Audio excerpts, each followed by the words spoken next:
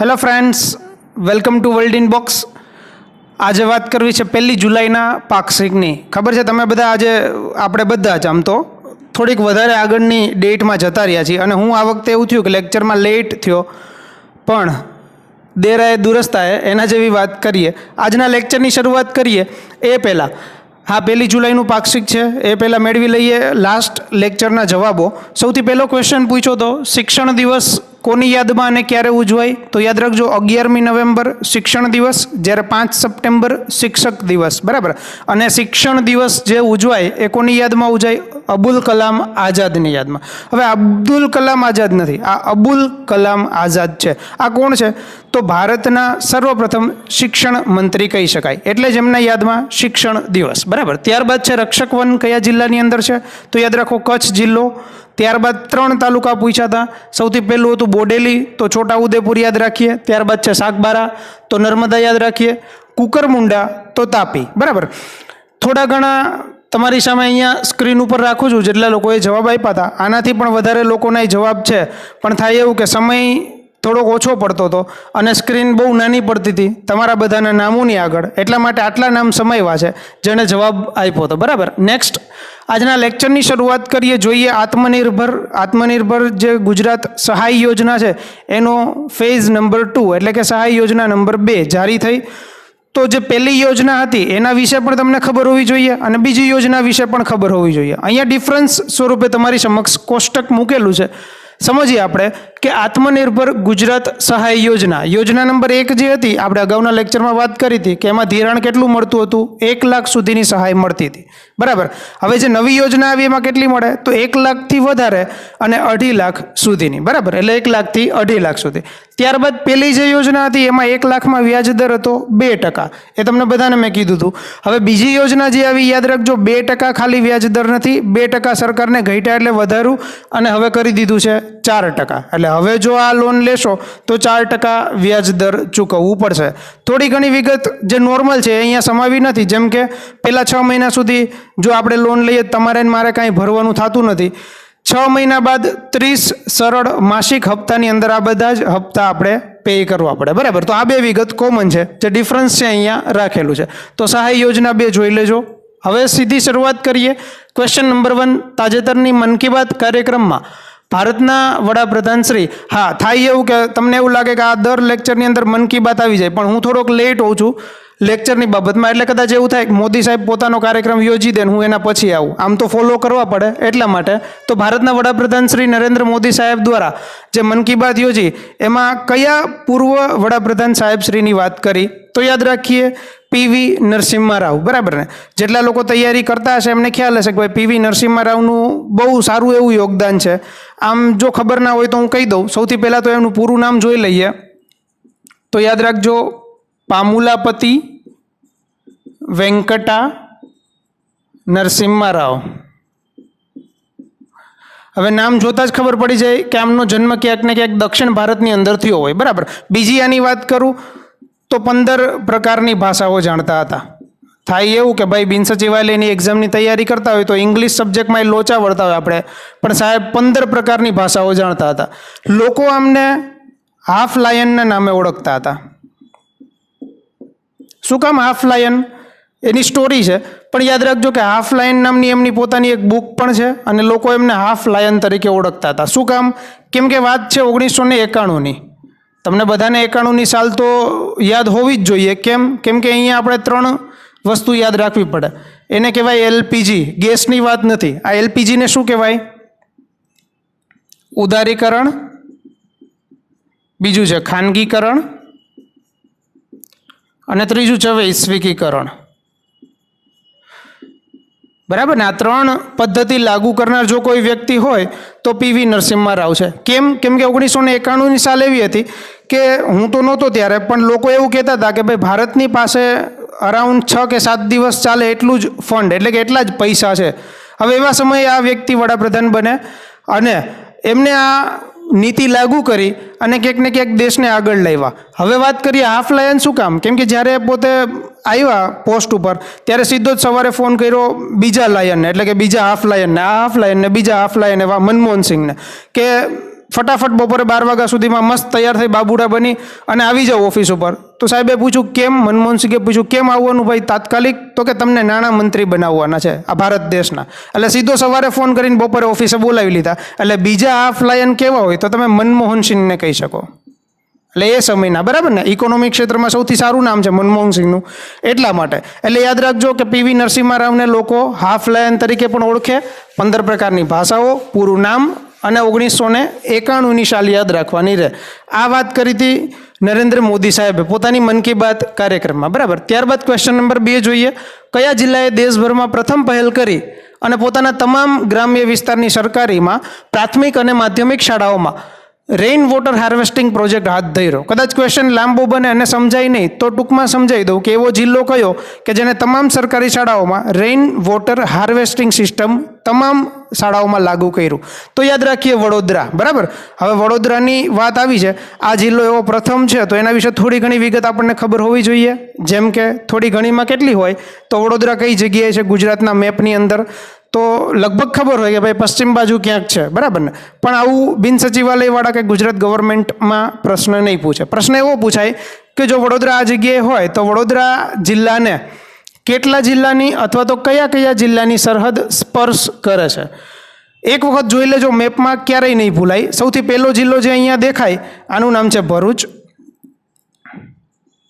અહીંયા ઉપર જે જિલ્લો દેખાય એને કહેવાય આણંદ. ત્રીજા નંબરે ઉપર આપણે જિલ્લો જોઈ શકીએ અહીંયા, એનું નામ છે ખેડા. ચોથા નંબરે અહીંયા જોઈએ પંચમહાલ. 5મા નંબર છે છોટા ઉદેપુર અને 6ઠા નંબરે છે નર્મદા. તો જોઈ લો હવે વડોદરા જિલ્લાને કેટલા જિલ્લાની? તો 6 જિલ્લાની. કયા કયા જિલ્લાની? તો અહીંયા લખેલા છે અને મેપની અંદર દર્શાવેલા છે. આટલા જિલ્લાની સરહદ સ્પર્શ કરે. જો ક્લાસ 3ની જ વાત કરું તો હજી એક ક્વેશ્ચન વડોદરા રિલેટેડ પૂછવો હોય તો પૂછાય. જેમ કે એના તાલુકા પૂછવા હોય તો, પણ તાલુકા આપણે બધા આવડવા જોશે. તો તાલુકા જોઈ લઈએ. પાદરા, ત્યારબાદ છે વાઘોડિયા, ત્યારબાદ છે સિનોર, ત્યારબાદ યાદ રાખીએ ડભોઈ, કરજણ, સાવલી, ડેસર અને વડોદરા પોતે, બરાબર. એટલે તાલુકા પણ આપણને યાદ રહેવા જોશે. એનાથી આગળ જો વડોદરા વિશે વાત કરવી હોય તો થોડી ઘણી હજી વડોદરા વિશે વાત કરીએ, કેમ કે જિલ્લાનું નામ આવ્યું છે તો એને સાથે સાથે જ જિલ્લાને ભેગો લેતા જાય લેક્ચરની અંદર જ, ફિઝિકલી નહીં, બરાબર. વડોદરામાં વાત કરવી હોય તો સુરસાગર તળાવ વડોદરાની અંદર આવેલું છે. જો ક્વેશ્ચન પૂછાય સુરસાગર તળાવ કઈ જગ્યાએ, તો વડોદરા. ત્યારબાદ છે લાલબાગ પેલેસ કઈ જગ્યાએ આવેલો છે, તો વડોદરાની અંદર. આમ તો તમને બધાને ખબર હશે કે વડોદરા એટલે મહેલોનું શહેર તરીકે વડોદરાને ઓળખાય, બરાબર. પણ લાલબાગ પેલેસની જો હું વાત કરું તો એનું જૂનું નામ હતું પ્રતાપ વિલાસ પેલેસ. હવે પ્રતાપ વિલાસ પેલેસ ઉપરથી એક નામ તમને યાદ આવી જાય, પ્રતાપસિંહ ગાયકવાડ, બરાબર. આ વડોદરા જિલ્લામાં તમને બધાને આઈડિયા છે કે ભાઈ ગાયકવાડ શાસન હતું. તો યાદ રાખજો કે ગાયકવાડ શાસનમાં સૌથી છેલ્લા એવા કયા રાજા કે જેને વડોદરા ઉપર શાસન કરેલું હોય, તો પ્રતાપસિંહ ગાયકવાડ, બરાબર. અને પ્રતાપ વિલાસ પેલેસ પૂછાય તો યાદ રાખીએ લાલબાગ પેલેસનું જ જૂનું નામ હતું. ત્યારબાદ જોઈએ નજરબાગ પેલેસ, તો વડોદરાની અંદર છે. ત્યારબાદ ઇન્દુમતી પેલેસ. હવે ઇન્દુમતી પેલેસ શું કામ નામ રાખ્યું? કેમ કે પ્રતાપસિંહ ગાયકવાડના મોટા બેન હતા ઇન્દુમતી, એમના નામ ઉપરથી જેમણે રાખેલું છે ઇન્દુમતી પેલેસ. તો કઈ જગ્યાએ છે? તો વડોદરાની અંદર. ત્યારબાદ હીરા ભાગોળનો દરવાજો, આમાં પણ એક સ્ટોરી રહેલી છે, પણ ક્યારેક નિરાતે જોઈશું. ત્યારબાદ છે કીર્તિ મંદિર. તો ક્વેશ્ચન અહીંયાથી ઉદ્ભવ, સાહેબ કીર્તિ મંદિર તો મેં પોરબંદરની અંદર સાંભળેલું છે. તો યાદ રાખજો મિત્રો, કીર્તિ મંદિર પોરબંદરની અંદર પણ છે અને વડોદરાની અંદર પણ છે. હજુ એક આવો નવો શબ્દ સાંભળેલો હોય કીર્તિવાળો, બરાબર ને, કીર્તિ તોરણ. તો કીર્તિ તોરણ ગુજરાતમાં કઈ જગ્યાએ આવેલું છે? તો યાદ રાખીએ વડનગરની અંદર, બરાબર છે. એટલે કીર્તિ મંદિર, કીર્તિ તોરણ, આ તમામ વસ્તુઓ યાદ રહેવી જોઈએ. ત્યારબાદ નેક્સ્ટ ક્વેશ્ચનની વાત કરીએ, એઇમ્સનું પૂરું નામ જણાવો. Question number 3. હવે એઇમ્સનું પૂરું નામ all India institute of medical science. હવે થોડી ઘણી એઇમ્સ વિશે વાત કરીએ તો એઇમ્સનું પૂરું નામ ના આવડે, પણ એનાથી વિગત થોડી ઘણી આગળ ખબર હોવી જોઈએ. જેમ કે એઇમ્સનું હેડક્વાર્ટર કઈ જગ્યાએ છે? તો યાદ રાખો ન્યૂ દિલ્હીની અંદર. હવે એઇમ્સ જે છે એમની સ્થાપના ક્યારે થઈ? તો 1956ની અંદર સ્થાપના કરવામાં સૌથી વધારે અથવા તો સિંહ ફાળો કોનો હતો? તો યાદ રાખીએ શ્રી જવાહરલાલ નહેરુનો. બરાબર. હવે એઇમ્સની જ્યારે સ્થાપના થઈ ત્યારે જવાહરલાલ નહેરુ સાહેબ એવું વિચારતા હતા કે એઇમ્સની સ્થાપના કરીએ આપણે કલકત્તાની અંદર. પ્રસ્તાવ પણ જારી થઈ ગયો, કલકત્તાની અંદર બધી વસ્તુ નક્કી હતી, પણ ત્યાં એક વ્યક્તિ આવે અને તમે ઓળખો જ છો, બિધાનચંદ્ર રોય. બરાબર. હવે બિધાનચંદ્ર રોય દ્વારા કલકત્તામાં આની સ્થાપના કરવાની મનાઈ કરવામાં આવી. એટલા માટે એને ટ્રાન્સફર કરી અને આપણે લઈ ગયા ન્યૂ દિલ્હી ખાતે. એટલે યાદ રાખજો એઇમ્સનું હેડક્વાર્ટર ક્યાં છે? પહેલાં કલકત્તામાં વાત ચાલતી હતી, પણ હવે ક્યાં છે? તો ન્યૂ દિલ્હીની અંદર. બરાબર. હવે જવાહરલાલ નહેરુની જ વાત આવી છે તો યાદ રાખીએ એક સાલ 1955, જ્યારે 1954ની અંદર ભારતનો સર્વોચ્ચ સન્માન સ્ટાર્ટ થયો એના એક વર્ષ બાદ એટલે કે 1955ની અંદર ભારત રત્ન જવાહરલાલ નહેરુને મળેલો હતો. બરાબર. ત્યારબાદનો ક્વેશ્ચન, હા ક્વેશ્ચન નથી પણ કોરોના વિશેની વિગત છે. આ બધો અત્યારે સૌથી વધારે ચર્ચામાં શબ્દ છે એટલે એના વિશે થોડી ઘણી વિગત જોઈ લઈએ. જેમ કે તમને બધાને ખ્યાલ છે કે ભાઈ વિશ્વમાં 2 પ્રકારના બ્લડ ગ્રુપ હોય, એ અને બી. તમે કહો સાહેબ એટલા ન હોય, પોઝિટિવ નેગેટિવ એ હોય. બરાબર ને? હા, પોઝિટિવ અત્યારે આપણે થવું નથી, નેગેટિવ જ રહેવું છે. એક્ઝામની બાબતમાં પોઝિટિવ રહેશું પણ કેસની બાબતમાં નેગેટિવ રહેશું. તો કોરોના વિશે વાત કરું તો જે બી બ્લડ ગ્રુપ છે એની અંદર 2 કેટેગરી આવેલી છે. હવે કઈ કેટેગરી છે? તો આલ્ફા અને બીટા. યાદ રાખજો આમાંથી એક પ્રકારનો કોરોના વાયરસ છે. કયા પ્રકારનો? તો યાદ રાખીએ બીટા નંબરનો છે, બીટા કેટેગરીનો છે. બરાબર. Beta COVID-19. તો આ ઇમ્પોર્ટન્ટ ક્વેશ્ચન બનશે. સાથે સાથે એવું પણ કહેવાય કે આ કયો વાયરસ છે? તો RNA પ્રકારનો વાયરસ છે. બરાબર. તો આટલી વિગતો કોરોના વિશે યાદ રાખજો, કેમ કે અત્યારે કેસ પણ વધી રહ્યા છે તો એના વિશે આપણે ચર્ચાઓ કરતા કરતા એના ક્વેશ્ચન પણ યાદ રાખવા પડશે. નેક્સ્ટ ક્વેશ્ચન જોઈએ. Question number 5. ભારત સરકાર દ્વારા તમામ પેન્શનરો ઓનલાઈન હયાતીની ખરાઈ કરાવી શકે તે માટે કઈ સુવિધા ચાલુ છે?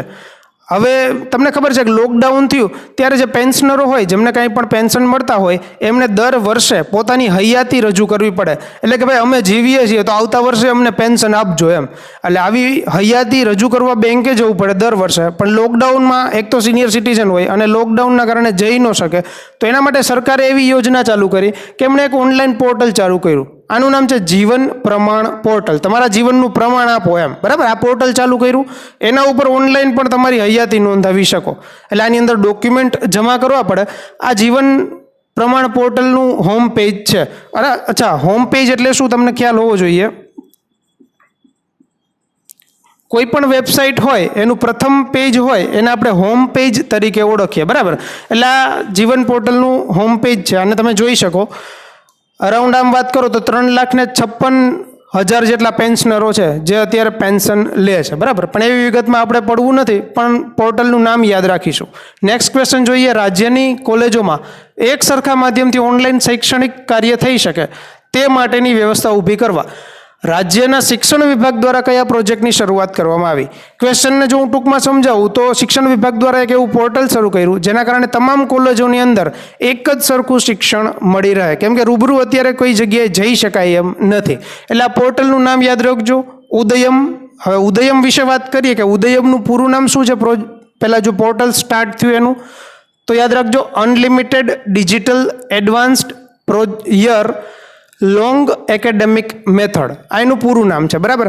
હવે અહીંયાથી સાથે સાથે બીજા 2 પોર્ટલ આપણે યાદ રાખવા પડશે. હવે ડિજિટલાઇઝેશનનો જમાનો છે એટલે એવું થાય કે સરકાર લગભગ દિવસે 1-2 પોર્ટલ તો ચાલુ કરી જ દે, પણ આપણે થોડી ઘણી વિગત એના વિશે આવડવી જરૂરી છે. બીજું પોર્ટલ છે કોગ્નેટ અથવા તો COGENT. આ શેના માટેનું પોર્ટલ છે? તો યાદ રાખજો, જેટલા કોઈ પણ શિક્ષકો ઓનલાઈન જે એજ્યુકેશન આપશે આ તમામ શિક્ષકોની માહિતી હશે. અમારી બધાની નહીં પણ કોલેજવાળા જેટલા ભણાવવાના છે એની. બરાબર. તો આ પોર્ટલનું પૂરું નામ શું છે? તો યાદ રાખજો, common gateway of education and technology. આવું નવું હજુ એક પોર્ટલ છે, છેલ્લું છે, વધારે નથી. યાદ રાખજો, KCG પોર્ટલ. હવે KCG પોર્ટલનું પૂરું નામ શું? Knowledge consortium of Gujarat. હવે આ શું કરશે? તો જે શિક્ષકો ભણાવવાના છે, બરાબર, એમને જે કાંઈ પણ તાલીમ આપવાની હોય અથવા તો કોઈ એક સંદેશો આપવાનો હોય તો બધા શિક્ષકોને એક પ્લેટફોર્મ ઉપર રજૂ કરવામાં આવે. કોઈ પણ એમને તાલીમ આપવી હોય તો આ શિક્ષકોને તાલીમ આપી શકાય. તો યાદ રાખજો, શિક્ષકોની તાલીમ માટેનું પોર્ટલ કયું છે, શિક્ષકોની માહિતી માટેનું કયું છે, અને સ્ટુડન્ટ માટેનું પોર્ટલ કયું છે. તો આ 3 પોર્ટલ આપણે યાદ રાખીશું. નેક્સ્ટ ક્વેશ્ચન જોઈએ. ઇનફ સોફ્ટવેર કોના દ્વારા તૈયાર થયો છે? હવે ઇનફ સોફ્ટવેર તૈયાર થયો છે એનડીડીબી દ્વારા. ઇનફ વિશેની થોડી ઘણી માહિતી મેળવીએ, ત્યારબાદ આગળ વધીએ કે ઇનફ એટલે શું. તો યાદ રાખજો, information network four animal productivity and health. એના પૂરા નામમાં જ એનું તમામ મિનિંગ આવી જાય. જેમ કે ઇન્ફોર્મેશન નેટવર્ક એટલે કે એવું નેટવર્ક ઊભું કરવાનું છે કે જેની અંદર ઇન્ફોર્મેશન હોય. કોની?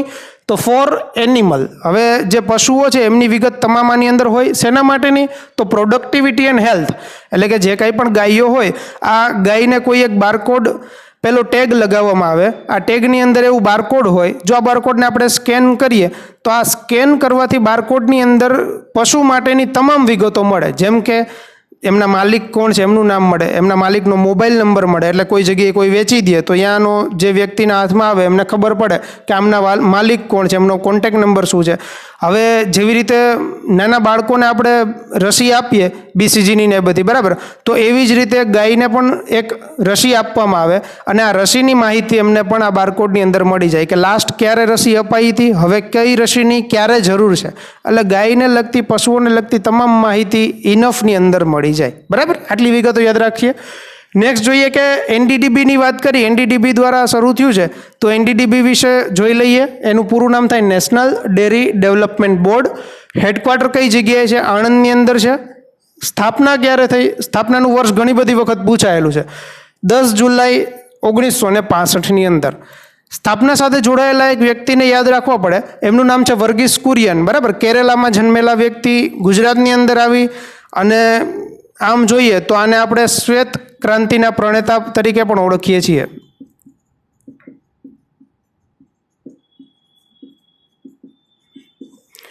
બરાબર, કેમ કે અમૂલની સ્થાપના પણ ત્યારબાદ જ થઈ. ઓપરેશન ફ્લડ પણ યાદ રાખવું. કોની સાથે જોડાયેલું છે? તો દૂધ ઉત્પાદન ક્ષેત્રે જોડાયેલું છે. એમાં પણ આ જ વ્યક્તિનો હાથ હતો. એટલે શ્વેત ક્રાંતિના પ્રણેતા વર્ગીસ કુરિયન, જેમને એનડીડીબીની સ્થાપના કરી હતી. બરાબર, ત્યારબાદનો ક્વેશ્ચન જોઈએ. Question number 8. Solar rooftop plant સ્થાપવામાં સમગ્ર ભારતમાં પ્રથમ ક્રમાંકે રહેલું રાજ્ય. ગુજરાતના છીએ તો ગર્વ થવો જોઈએ. ગુજરાત અત્યારે એવું રાજ્ય છે કે સોલાર રૂફટોપ જે પ્લાન્ટ સ્થાપીએ એમાં પ્રથમ નંબરે આવેલું છે. બીજા નંબરે છે રાજસ્થાન, ત્રીજા નંબરે છે મહારાષ્ટ્ર. હવે અહીંયાથી ક્વેશ્ચન ઉદ્ભવ્યો, સાહેબ આ સોલાર રૂફટોપ છે શું, ગુજરાત છે શું? તો યાદ રાખજો કે 2022નું વર્ષ, આમ જોઈએ તો 2022 સુધી જ આપણે બધા વાયદા કર્યા છે. જેમ કે 2022માં ખેડૂતની આવક બમણી કરવી, એવી જ રીતે 2022 સુધીમાં સૌર ઉર્જાનું ઉત્પાદન કેટલું કરવાનું? 1,75,000 મેગાવોટનું ઉત્પાદન સૌર ઉર્જા ક્ષેત્રે કરવાનું છે. હવે સોલાર રૂફટોપ માટેની યોજના જે હતું એનું નામ હતું સૂર્ય ગુજરાત યોજના. શેના માટેની છે? તો કોઈ પણ સોલાર પેનલ લગાવીએ એમાં સરકાર સબસિડી આપતી હોય. કેટલી સબસિડી હોય? તો યાદ રાખજો કે સબસિડીમાં અત્યારે વધારો થયો છે. 3 કિલોની સબસિડી હોય, 3 કિલોની સોલાર પેનલ હોય, તો ત્યાં નિયત કિંમત જેટલી થાય એના 40% સુધીની સબસિડી મળવાપાત્ર થાય. ત્યારબાદ એટલે કે 3 કિલોથી લઈને 10 કિલોવોટની જો પેનલ હોય તો એમાં તમને 20% સુધીની સબસિડી મળવાપાત્ર થાય. અને આમના ઉપરાંત જો વીજળી તમે વધે તો અરાઉન્ડ 2.25 રૂપિયાના દરે વીજળી પણ પરત તમે વેચી શકો છો. એ તો વીજ કંપની ઉપર આધાર રાખે. બરાબર, એટલે આ યોજના અત્યારે ચર્ચામાં છે કેમ કે એમાં વધારો થયો છે સબસિડીમાં. એટલે આ યોજના વિશે આપણે યાદ રાખીએ. નેક્સ્ટ ક્વેશ્ચન જોઈએ. Question number 9. ઇન્દિરા સાગર બંધ અને ઓમકારેશ્વર બંધ કઈ નદી ઉપર આવેલા છે? તો લગભગ ખબર હશે કે નર્મદા નદી ઉપર આવેલા હોય. યાદ રાખજો, ઇન્દિરા સાગર અને ઓમકારેશ્વર બંને. બરાબર, બાકી તો નર્મદા ઉપર આપણે ગુજરાતનું જ યાદ હોય, પણ આપણે યાદ રાખીએ ઇન્દિરા સાગર અને ઓમકારેશ્વર. કેમ કે મધ્યપ્રદેશની અંદર આવેલા છે. ત્યારબાદ જોઈએ કે નર્મદા નદીનું નામ આવ્યું છે. આમ આને આપણે રેવા તરીકે પણ ઓળખીએ છીએ, મૈકલ કન્યા તરીકે પણ ઓળખીએ છીએ. તો પૂછાય નર્મદા નદીનું ઉદ્ગમ સ્થાન, તો અમરકંટકની પર્વતમાળા ઉપરથી નર્મદા નદી નીકળે. ત્યારબાદ ગુજરાતની અંદર પ્રવેશે. ગુજરાતની અંદર કઈ જગ્યાએથી પ્રવેશે? તો યાદ રાખજો હાફેશ્વર ખાતેથી. હાફેશ્વર કઈ જગ્યાએ આવેલું છે? છોટા ઉદેપુર. અહીંયાથી હરણફાળ સાથે કન્ફ્યુઝન નહીં થવાનું, કેમ કે હરણફાળ ખાતેથી કઈ આવે? તાપી નદી ગુજરાતની અંદર પ્રવેશે છે, બરાબર. એટલે ગુજરાતમાં જો નર્મદા પૂછાય તો હાફેશ્વર, તાપી પૂછાય તો હરણફાળ. ત્યારબાદ યાદ રાખીએ કે ધુઆધાર ધોધ કઈ નદી ઉપર આવેલો છે? તો યાદ રાખજો નર્મદા નદી ઉપર જ ધુઆધાર ધોધ આવેલો છે. ત્યારબાદનો ક્વેશ્ચન વાત કરીએ, તાજેતરમાં કઈ જગ્યા પર સ્વતંત્ર સેનાનીઓ માટે પ્રવેશ નિઃશુલ્ક કરાયો છે? તો હવે થાય એવું કે જેટલા ફોર્સ સાથે જોડાયેલા હોય, સ્વતંત્ર સેનાનીઓ હોય, એના માટે આ જગ્યાએ હવે પ્રવેશ નિઃશુલ્ક એટલે ફ્રી ઓફ એન્ટ્રી મળે, બરાબર. એમની સાથે બીજા એક વ્યક્તિને પણ પોતે લઈ જઈ શકે. તો આ જગ્યા કઈ છે? Statue of unity. હવે સ્ટેચ્યુ ઓફ યુનિટીની વાત આવી તો એની વિશે થોડી ઘણી વિગત મેળવી લઈએ. તમને બધાને આઈડિયા હશે કેમ કે આનું ઉદ્ઘાટન, લોકાર્પણ બહુ અગાઉ થઈ ગયું છે, તો આપણને ખબર જ હોય, છતાં એક વખત રિકોલ કરી લઈએ. જેમ કે આમની ઊંચાઈ કેટલી છે? વારંવાર પૂછાયેલો પ્રશ્ન છે એટલે 182 મીટર યાદ રાખીએ. જો મીટરમાં પૂછાય તો 182, જો ફૂટની અંદર પૂછાય તો 597 ફૂટ, બરાબર, 597. ત્યારબાદનો પ્રશ્ન આવે કે આ જે સમગ્ર સ્ટેચ્યુ ઓફ યુનિટી છે એની ડિઝાઇન કોના દ્વારા તૈયાર થઈ? તો રામવનજી સુતાર દ્વારા એની ડિઝાઇન તૈયાર થઈ હતી, બરાબર. આ પણ પૂછાયેલો પ્રશ્ન છે. ત્યારબાદ કે રામવનજી સુતારને 1999ની અંદર પદ્મશ્રી પુરસ્કાર આપેલો હતો અને 2016ની અંદર પદ્મભૂષણ પુરસ્કાર પણ પ્રોવાઈડ થયેલો છે. હવે આમ વાત કરવી હોય સ્ટેચ્યુ ઓફ યુનિટીની તો આની શરૂઆત ક્યારથી થઈ અથવા તો લોકાર્પણ ક્યારે થયું? તો 31 ઓક્ટોબર 2018ની અંદર, બરાબર. હવે 31મી ઓક્ટોબર એટલે આમ ખબર હોવી જોઈએ કે સરદાર વલ્લભભાઈ પટેલની જન્મ જયંતિ થાય. અને ત્યારે કેટલામી હતી? તો 143 કહેવા કરતાં 143મી જન્મ જયંતિ યાદ રાખીશું, બરાબર. કેમ કે 143 થી તમે બધા પાછા બીજા રસ્તે જતા રહેશો. એટલે યાદ રાખજો સરદાર વલ્લભભાઈ પટેલની 143મી જન્મ જયંતિ 2018માં એનું લોકાર્પણ કરવામાં આવ્યું. ત્યારબાદનો ક્વેશ્ચન છે, તાજેતરમાં કયા જિલ્લાના સ્પંદન પ્રોજેક્ટને પ્રતિષ્ઠિત સ્કોચ પુરસ્કાર એનાયત કરવામાં આવ્યો?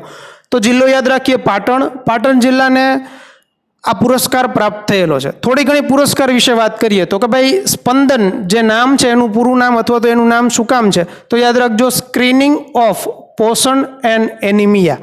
હવે આના ઉપરથી જ ખબર પડે ક્યાંક ને ક્યાંક એનિમિયા રોગ વિશેની વાત હશે. તો યાદ રાખજો બાળકોમાં જે કુપોષણ હોય અને કિશોરીઓમાં જે એનિમિયાનો રોગ થાય એને નિવારવા માટે, એને નાથવા માટેનું આ પ્રોજેક્ટ હતો, બરાબર. હવે 0 થી 5 વર્ષ એટલે 5 વર્ષ સુધીના બાળકોમાં કુપોષણનો શિકાર થયેલા બાળકોને જ આમાં આવરી લેવામાં આવે. હવે 2003ની અંદરથી સ્કોચ પુરસ્કારની શરૂઆત કરી હતી. તો યાદ રાખજો સ્કોચ પુરસ્કાર કોને મળ્યો? તો સ્પંદન પ્રોજેક્ટને. આ સ્પંદન પ્રોજેક્ટ કયા જિલ્લાનો પાર્ટિક્યુલર? તો યાદ રાખીએ પાટણ જિલ્લાનો, બરાબર. નેક્સ્ટ ક્વેશ્ચન જોઈએ જી, 11મા નંબરનો, તાજેતરમાં કોની લોકાયુક્ત તરીકે નિમણૂક થઈ? તો આન્સર અહીંયા છે જસ્ટિસ રાજેશ શુક્લ. આ કરંટમાં ચર્ચામાં છે એટલે આના વિશે તમને ખબર હશે, પણ થોડી ઘણી વિગત લોકાયુક્ત વિશે મેળવીએ. આવો નવો એક શબ્દ છે, આને કહેવાય લોકપાલ, બરાબર. હવે લોકપાલ શબ્દ કઈ જગ્યાએ હોય? તો કેન્દ્રમાં હોય. અને લોકાયુક્ત શબ્દ કઈ જગ્યાએ ઉપયોગમાં થાય? તો રાજ્યની અંદર. છે શેના માટે? તો જે કંઈ પણ ભ્રષ્ટાચાર થતું હોય એની વિરોધમાં જે કંઈ પણ તપાસ કરવાની હોય, આ તપાસ કયો વ્યક્તિ અથવા તો કયા પદનો વ્યક્તિ કરે? તો કેન્દ્રમાં કોઈ પણ તપાસ કરવાની હોય તો લોકપાલ કરે, અને જો રાજ્યમાં કરવાની હોય તો લોકાયુક્ત કરે. આટલી વિગતથી નહીં ચાલે, થોડી ઘણી વિગત આગળ જોઈએ. ગુજરાતની વાત છે અત્યારે કે ભાઈ શુક્લા સાહેબ આવ્યા છે, તો સૌથી પ્રથમ લોકાયુક્ત ગુજરાતના કોણ હતા? તો યાદ રાખીએ R.A. મહેતા. ખાલી R.A. મહેતા ન હોય તો એવું પણ નામ લખેલું હોય, રમેશચંદ્ર અમૃતલાલ મહેતા, ગુજરાતના સર્વપ્રથમ લોકાયુક્ત. ત્યારબાદ જોઈએ કે અત્યારે જે સાહેબ આવ્યા છે કોની જગ્યાએ આવ્યા અથવા તો છેલ્લા કોણ હતા? તો D.P. બુચ. ત્યારબાદ છે ગુજરાત લોકાયુક્ત કાયદો 2013. તો એવું પૂછાય કે અત્યારે જે લોકાયુક્તની નિમણૂક થઈ એ કયા કાયદા અંતર્ગત થઈ? તો યાદ રાખીએ ગુજરાત લોકાયુક્ત કાયદો 2013. હવે એનાથી આગળ વિગત કેવી હોય તો એવું કહેવાય કે જે લોકાયુક્તની નિમણૂક થાય એને શપથ કોણ લેવડાવે? તો રાજ્યપાલ યાદ રાખીશું. અત્યારે તમને બધાને ખબર છે કે રાજ્યપાલ ગુજરાત રાજ્યના કોણ છે?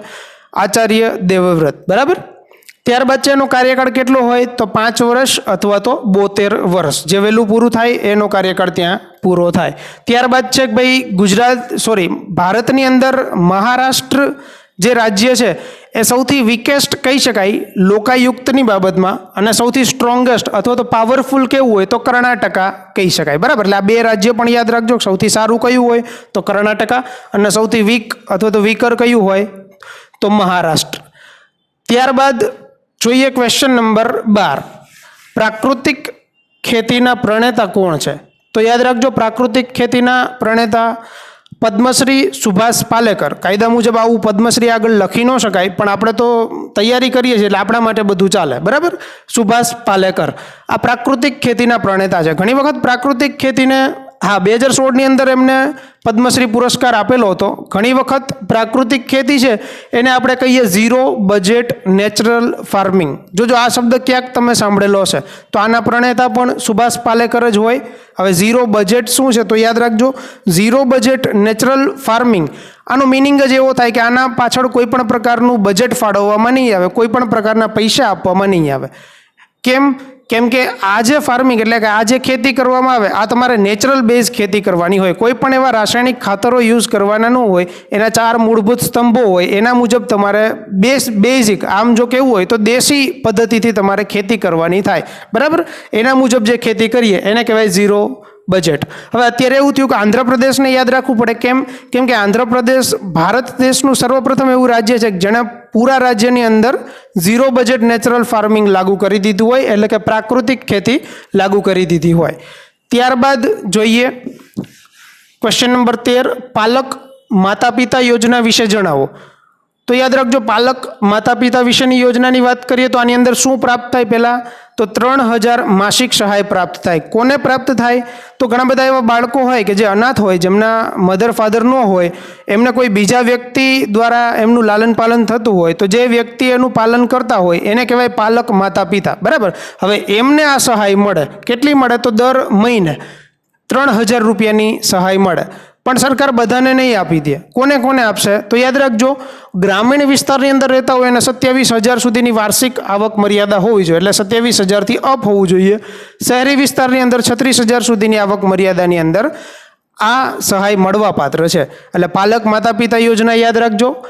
ક્યાં સુધી મળશે? તો જ્યાં સુધી બાળક 18 વર્ષનું થશે ત્યાં સુધી દર મહિને 3000ની સહાય મળશે.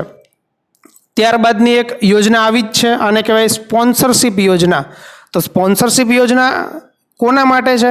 તો જેમના પિતા, એટલે કે તમને બધાને ખ્યાલ હોય કે આજકાલ ઘર અથવા તો ઘરનું ગુજરાન જે ચાલતું હોય પિતા દ્વારા ચાલતું હોય.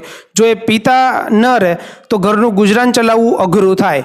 તો જે કમાવદાર પિતા હોય એનું અવસાન થાય અથવા તો અકાળે મોત થાય અથવા તો એ જો કોઈ પણ એવા કેસની અંદર જેલની અંદર સજા ભોગવતા હોય તો ઘરનું ગુજરાન ચલાવવું અઘરું હોય, એવા લોકોને આ સહાય મળે. કેટલી સહાય મળે?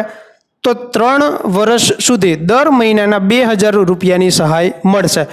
કેટલી સુધી મળે? તો યાદ રાખજો કે મેક્સિમમ 2 બાળકો સુધીની સહાય મળે, બરાબર. 2 થી વધારે બાળકો હોય તો ત્યાં આ સહાય લાગુ ન પડે, એટલે 2 બાળકો સુધીની આ સહાય પ્રાપ્ત થાય. તો સ્પોન્સરશિપ યોજના યાદ રાખીએ અને પાલક માતા પિતા યોજના પણ યાદ રાખીએ. નેક્સ્ટ ક્વેશ્ચન જોઈએ, અમદાવાદમાં હાલમાં કેટલામી રથયાત્રા યોજાઈ? ફરી પાછું અહીંયાથી 143 ઇંગ્લિશમાં નહીં કહેતા, 143મી રથયાત્રા લાસ્ટ હતી. લોકડાઉનના કારણે તમને બધાને આઈડિયા છે કે ભાઈ લોકોને એકઠા થવા ન દેવાયા, તો આપણે ઘરે બેઠા જ આની આમ જોઈએ તો દર્શન કરીને મજા માણીએ. પણ રથયાત્રા વિશે જો થોડી ઘણી વિગત જે ખબર ન હોય એવી જાણવી હોય તો સૌથી પહેલાં જગન્નાથની રથયાત્રા પૂરા ભારતમાં નંબર 1 છે. ત્યારબાદની બીજા નંબરની કેવી હોય તો આપણી અમદાવાદની કહી શકાય. હવે સૌથી પહેલા નંબરની જે જગન્નાથની રથયાત્રા છે એના વિશેની વાત કરું તો જે શબ્દ છે જગન્નાથ, આ શબ્દ ઉતરો છે ઇંગ્લિશ ભાષા ઉપરથી, એને કહેવાય જેગરનોટ. જેગરનોટ એટલે શું? કે જેને રોકી ન શકાય એને જગરનોટ કહેવાય. એના ઉપરથી જગન્નાથ નામ આવ્યું છે. આપણે કહીએ છીએ જગન્નાથની રથયાત્રા. હવે ચાલુ ક્યારે થાય? તો અષાઢ સુદ બીજના દિવસથી ચાલુ થાય અને અષાઢ સુદ દસમે પૂરી થાય રથયાત્રા, બરાબર ને? એટલે આમ જો દિવસો તમે કાઉન્ટ ન કરતા, હું કાઉન્ટ કરીને કહી દઉં તો ટોટલ 9 દિવસ જેવું થાય રથયાત્રાને.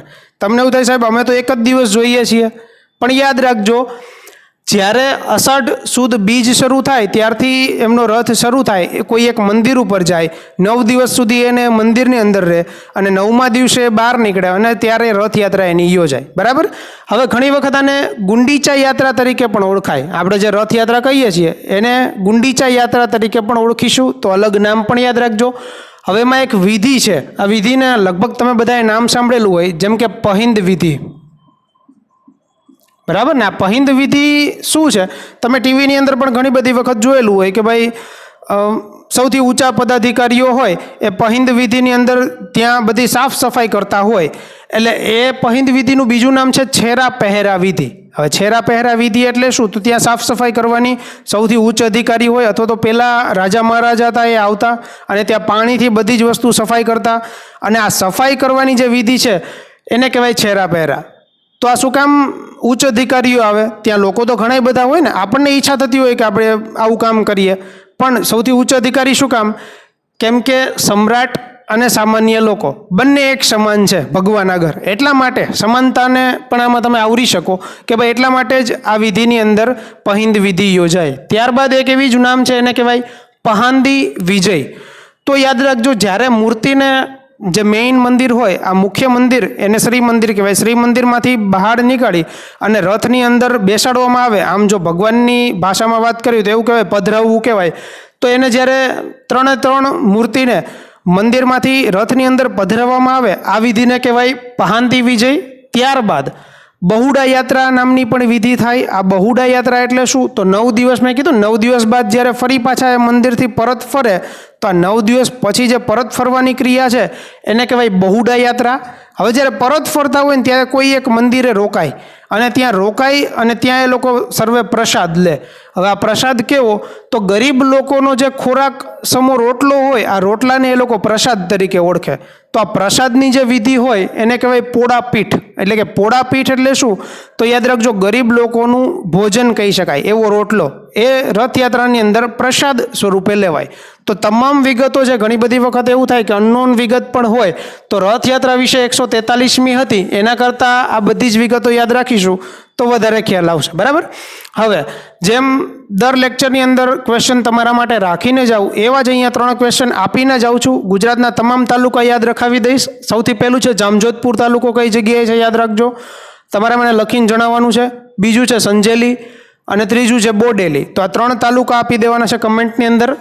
ત્યારબાદ છે જેઠાભાઈની વાવ કયા જિલ્લાની અંદર આવેલી છે, અને ત્રીજો ક્વેશ્ચન છે SBI બેંક. તમારે તૈયારી નથી કરવાની SBI બેંકની? હા, કરો તો વેલ એન્ડ ગુડ, કરવી જ જોઈએ. પણ અહીંયા ક્વેશ્ચન એવો છે કે ગુજરાતના કયા જિલ્લાની એવી SBI બેંક છે, એવી શાખા છે કે જેને હેરિટેજનો દરજ્જો પ્રાપ્ત થયેલો હોય? તો તમારે જિલ્લાનું મને નામ આપવાનું છે. બરાબર? તો આ 3 ક્વેશ્ચન તમારા માટે છે.